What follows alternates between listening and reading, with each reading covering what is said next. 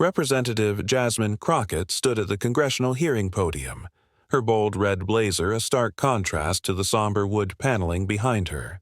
Just moments earlier, Supreme Court Justice Brett Kavanaugh had delivered what many considered an untouchable defense of his controversial ruling. The room had fallen silent, reporters scribbling frantically, thinking the matter was settled. But Crockett, microphone in hand, eyes locked with unwavering focus, wasn't finished. What happened next left the entire chamber frozen in shock. In just 30 seconds, she dismantled Kavanaugh's argument so thoroughly that even Republican senators couldn't hide their stunned expressions. This wasn't just a rebuttal. It was the moment Crockett transformed a technical legal debate into a viral sensation that would change how America views the Supreme Court forever. Before diving into this incredible story, take a second to like this video and hit subscribe so you won't miss our latest political analysis and breaking news. The hearing room buzzed with tension as Justice Brett Kavanaugh adjusted his notes at the witness table, pointed to the Supreme Court amid controversy in 2018. Kavanaugh had recently authored a decision that sparked nationwide debate. His ruling, which significantly narrowed voting rights protections, had been celebrated by conservatives as constitutional originalism, but condemned by progressives as judicial overreach. Kavanaugh, with his Georgetown and Yale pedigree, projected calm confidence. He'd survived contentious confirmation hearings and felt untouchable in his lifetime appointment. His testimony that morning had been methodical and unapologetic. The court cannot create rights not explicitly outlined in the Constitution. Our job is interpretation, not legislation. Seated across the chamber, watching intently, was Representative Jasmine Crockett of Texas. At 42, Crockett was relatively new to Congress, but brought significant experience as a civil rights attorney. Unlike the career politicians surrounding her, she had represented real people in voting rights cases, clients directly affected by decisions like Kavanaugh's. While other Democrats had questioned Kavanaugh with predictable talking points, Crockett had remained silent, studying his responses, watching his body language. Her staff had passed her a folder minutes earlier, research uncovered overnight that hadn't made it into any committee briefing. As her 5-minute questioning period was announced, Republican committee members checked their phones, assuming they'd hear the same arguments they'd dismissed all morning. But Crockett's team knew better. She hadn't come to grandstand. She'd come armed with Kavanaugh's own words from years earlier, words that directly contradicted his ruling. The stakes couldn't be higher. With millions of Americans potentially losing voting access before the upcoming election, this wasn't just political theater. It was a battle for the fundamental right to participate in democracy. And Crockett was about to show that sometimes 30 seconds is all you need to expose a contradiction that could change everything. Chairman Johnson gabbled the room to order. After the brief recess, the chair recognizes Representative Crockett for 5 minutes. Kavanaugh shifted slightly, straightening his tie. He'd faced 4 hours of questioning already, deflecting most challenges with practiced judicial restraint. He expected more of the same. Crockett approached the microphone, placing a thin folder on the podium. "Thank you, Mr. Chairman. Justice Kavanaugh. I appreciate your time today." Her tone was measured professional, different from her usual fiery delivery. This subtle shift caught the attention of seasoned reporters in the front row. "Justice Kavanaugh, in your majority opinion last month you wrote that implicit voting protections cannot be read into the Constitution where the text doesn't specifically grant them. Is that an accurate summary of your position?" Kavanaugh nodded confidently. "Yes, Representative. The Constitution's text must guide our interpretations, not modern preferences." Crockett maintained direct eye contact. "And you further stated that judicial restraint requires us to leave such expansions of rights to the legislative branch." "Correct. That's correct. The separation of powers is fundamental to our system." Several Republican members nodded approvingly. This seemed like standard questioning. Crockett continued. "So your judicial philosophy, as demonstrated in this ruling, is that rights not explicitly enumerated in the Constitution cannot be created by the court. The text must be clear and specific." "Yes, that's a fair characterization," Kavanaugh replied, relaxing slightly. The room remained quiet, journalists wondering where Crockett was heading with these basic confirmations. Then came the shift. Crockett opened her folder. Justice Kavanaugh. I'm holding a copy of a legal article you published in the Georgetown Law Journal in 2008 before your appointment to any federal bench. Would you like to see it? A congressional aide stepped forward, handing Kavanaugh a copy. The justice's brow furrowed slightly as he recognized the document. In this article, you wrote, and I quote, "Constitutional interpretation must evolve with the nation's understanding of liberty and equality. Where the text is ambiguous, judges have not only the right but the duty to consider how fundamental principles apply to modern circumstances." A murmur spread through the chamber. Kavanaugh's expression tightened. Crockett continued.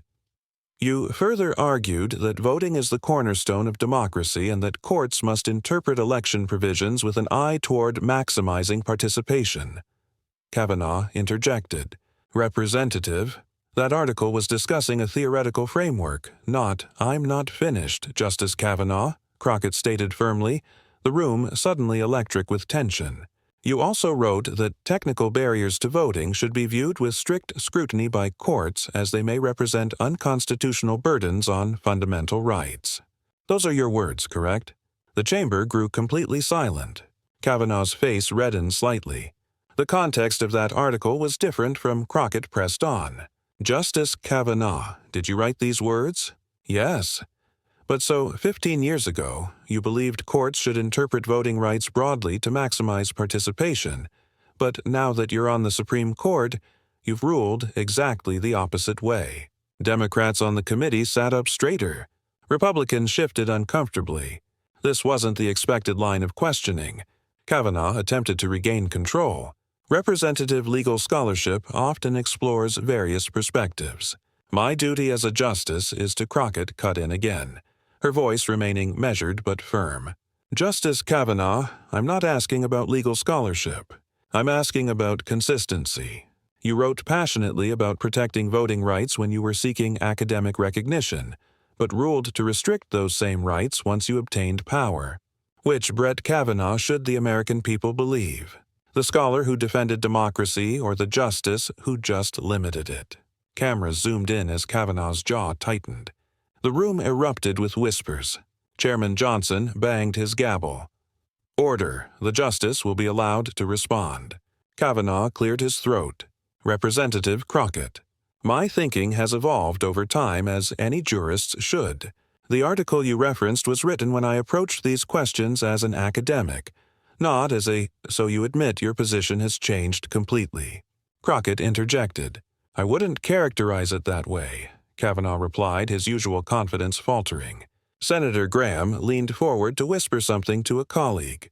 News photographers' cameras clicked rapidly. Crockett wasn't finished. She held up another document. Justice Kavanaugh, are you familiar with the amicus brief you helped prepare in 1999 for the Washington Legal Foundation?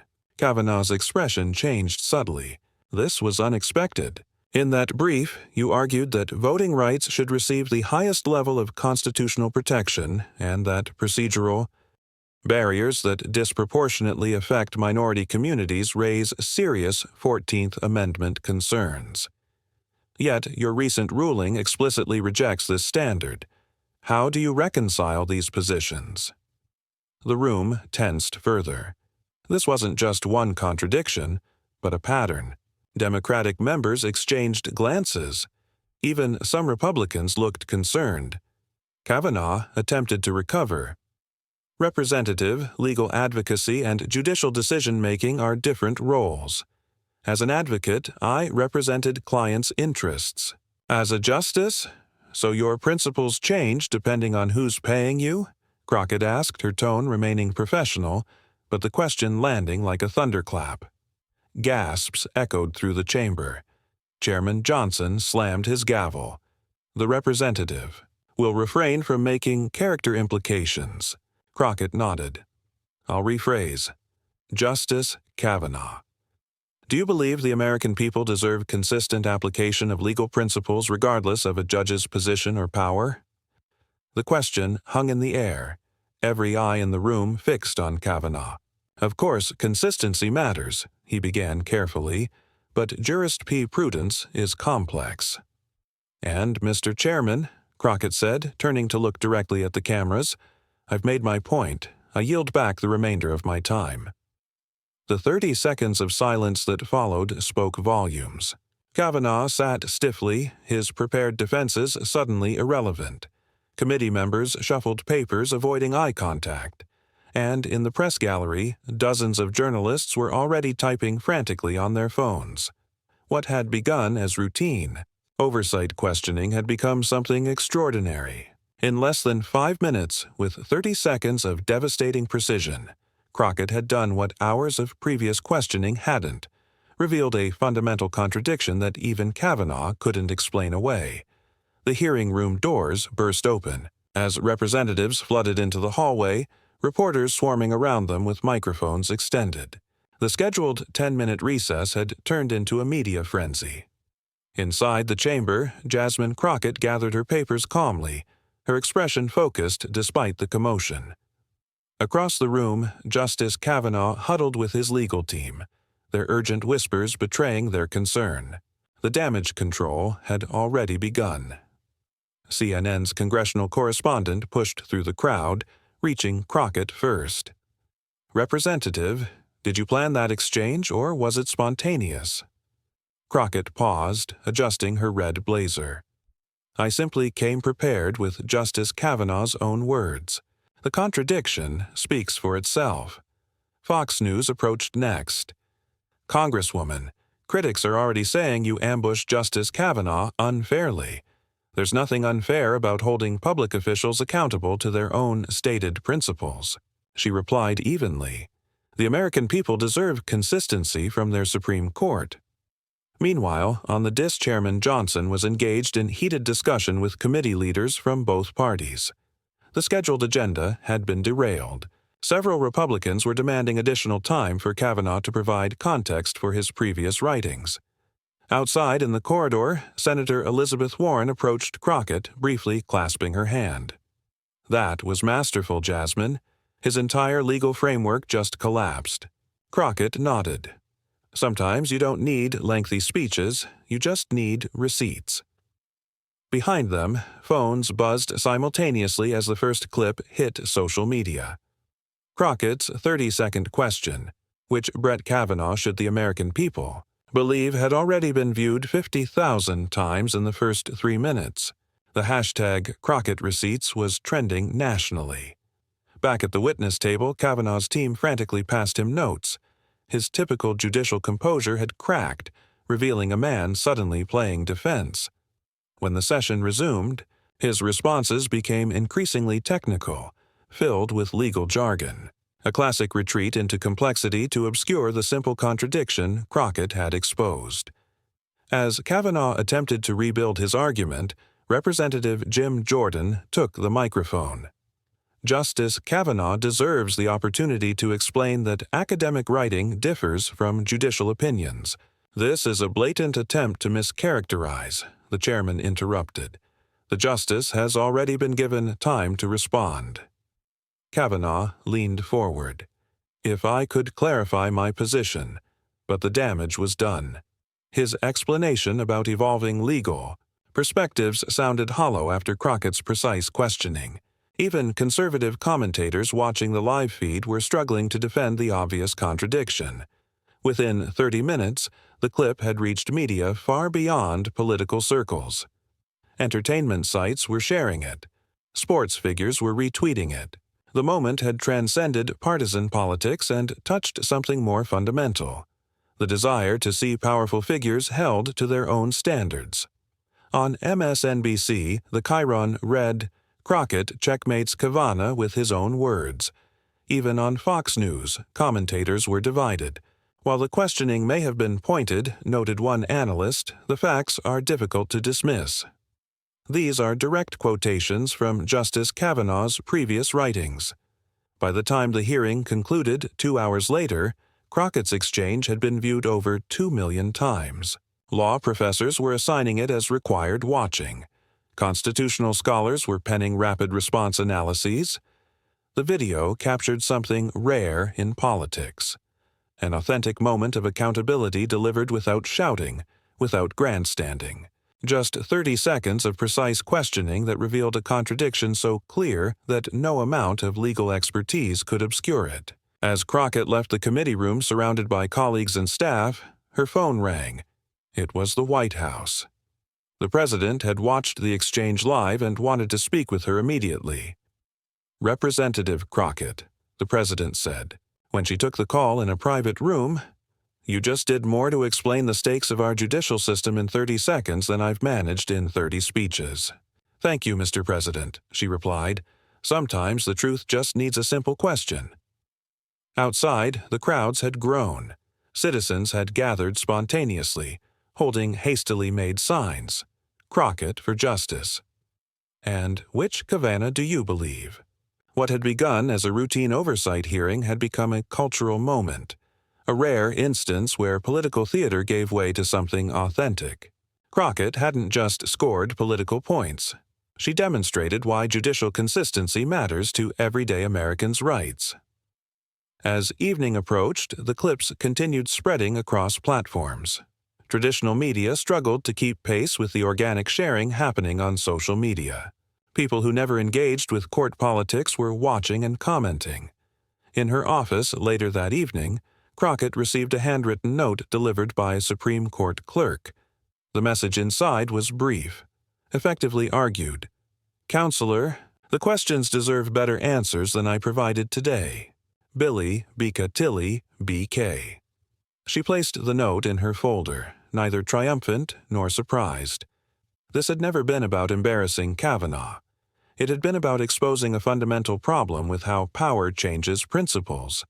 By nightfall, the 30 clip had been viewed over 10 million times. The most shared comment beneath it read simply, "This is what holding power accountable looks like." Act 5, Aftermath and Implications, 1825 plus minutes. Dawn broke over the Capitol as news producers across America led with the same story. Cracking's Kavanaugh's questioning becomes most viewed congressional clip in history. The overnight metrics were staggering. The 30-second exchange had been viewed over 75 million times across platforms. It had been translated into 28 languages. It had sparked more than 200,000 comments and generated analysis from legal experts worldwide. In coffee shops and breakfast tables across America, people who rarely discussed Supreme Court jurisprudence were debating judicial consistency. The technical legal questions had become accessible through Crockett's straightforward approach. Either principles matter regardless of position, or they don't. Morning shows scrambled to book Crockett, but her office declined all interviews with a simple statement. Representative Crockett believes Justice Kavanaugh's words speak for themselves. She has nothing further to add at this time. This restraint only amplified the impact. Unlike politicians who might have seized the spotlight, Crockett's silence allowed the focus to remain on the substance of the exchange rather than personality or politics. At the Supreme Court, Kavanaugh entered through the underground garage, avoiding the hundreds of protesters who had gathered overnight. Signs asking which Kavanaugh lined the sidewalk. Law students from Georgetown, Howard, and American University conducted a silent reading of his contradictory writings. Inside the court, clerks reported an unusual atmosphere. Justices typically maintained a collegial environment regardless of ideological differences. But today's morning conference had been canceled. Chief Justice Roberts had requested individual meetings with each justice instead. By mid-morning, legal scholars began publishing deeper analyses. Harvard Law Review rushed a special digital issue examining the implications of Kavanaugh's contradiction. Yale Law School announced a symposium titled Consistency and the Court Before and After Appointment. Conservative legal groups scrambled to defend Kavanaugh. The Federalist Society released a statement arguing that judicial philosophy naturally evolves with experience and responsibility.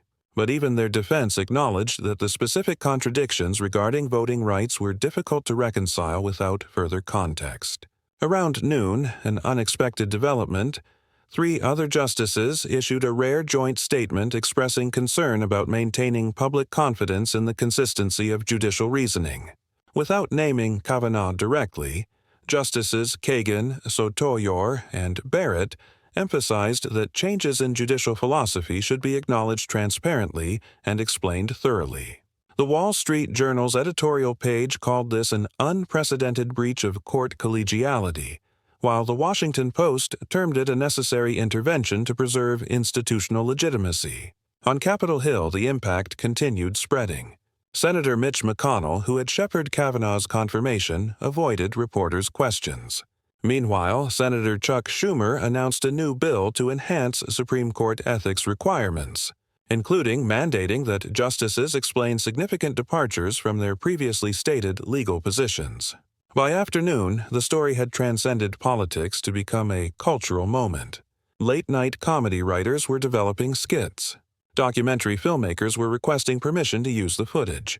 Law school applications reportedly surged, with admissions officers noting essays citing the Crockett effect as inspiration.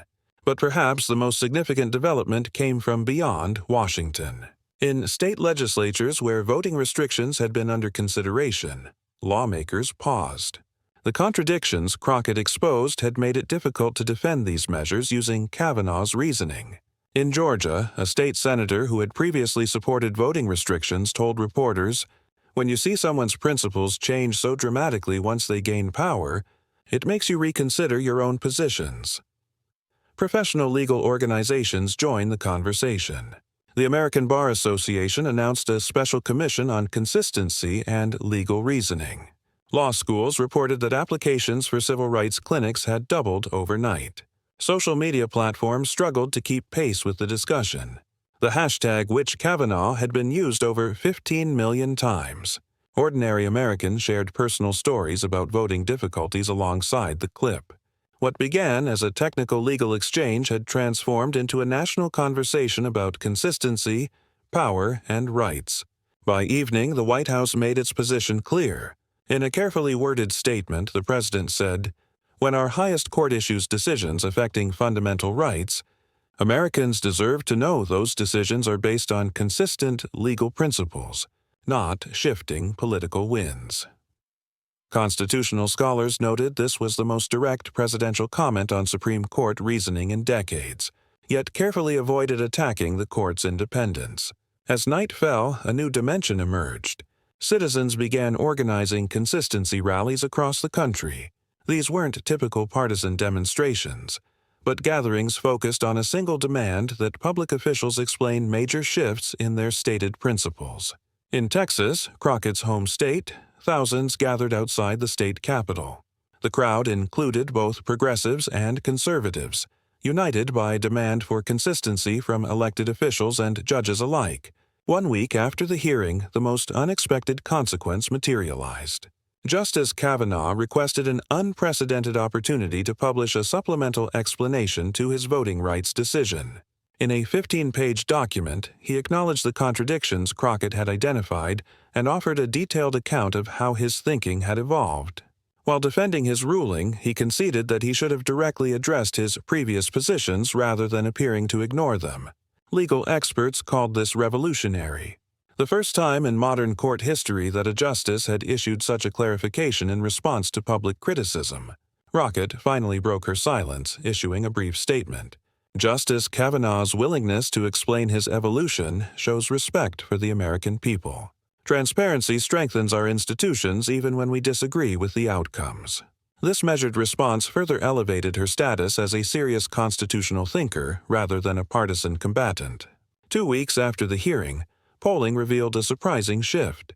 67% of Americans, including majorities of both Democrats and Republicans, believed justices should explain significant departures from their previous legal positions. Law schools reported that applications for civil rights and constitutional law programs had increased by over 30%. Young people cited Crockett as proving that legal knowledge could be a powerful tool for accountability. 1 month later, the impact continued rippling outward. 3 state Supreme Courts, citing the national conversation about judicial consistency, issued unusually detailed explanations for rulings that departed from precedent. Senator Schumer's Supreme Court ethics bill gained surprising bipartisan support, with several Republican senators acknowledging that enhanced transparency would strengthen public confidence in the judiciary. Civil rights organizations reported record donations, with many contributors citing the Crockett-Kavanaugh exchange as their motivation. Voter registration drives saw unprecedented success, particularly among young people and in communities historically affected by voting restrictions. Perhaps most significantly, other representatives began adopting Crockett's approach. Congressional hearings transformed from performative grandstanding into more substantive accountability sessions. Lawmakers from both parties arrived with receipts the previous statements and writings of witnesses rather than prepared speeches. 6 months later, as Crockett walked through Dallas's Oak Cliff neighborhood, where she'd begun her legal career, a woman stopped her. "My daughter's starting law school because of you." She said, "He saw that clip and realized the law isn't just about fancy words. It's about holding people to their principles." Crockett smiled. "Tell her to keep receipts." This simple exchange captured what made the moment so powerful. In 30 seconds of precise questioning, Crockett had demonstrated that accountability doesn't require power, wealth, or even much time. It requires only preparation, precision, and the courage to ask a direct question. The story of Jasmine Crockett's questioning of Justice Kavanaugh transcended partisan politics to become something more enduring, a masterclass in democratic accountability. It reminded Americans that consistency matters, that principles shouldn't change with power, and that sometimes the most effective challenge to authority is simply holding up a mirror to its contradictions. 1 year later, as Crockett accepted the American Bar Association's new Constitutional Courage Award, she reflected on the impact of those 30 seconds. "I didn't set out to create a viral moment," she told the audience of legal professionals. "I simply believed that if Justice Kavanaugh's words mattered when he wrote them, they should matter when they became inconvenient." Consistency isn't a partisan value. It's the foundation of the rule of law. As the room rose in standing ovation, screens behind her showed the moment that changed everything. Not with shouting, not with personal attacks, but with a simple, devastating question that continues to echo through America's institutions. Which version should we believe? If you found this analysis valuable, please hit that like button and subscribe to our channel. We bring you in-depth coverage of the most important political moments shaping our democracy. Turn on notifications so you never miss our latest uploads. And share this video to keep the conversation about judicial accountability going. Your support helps us continue bringing you the context behind the headlines.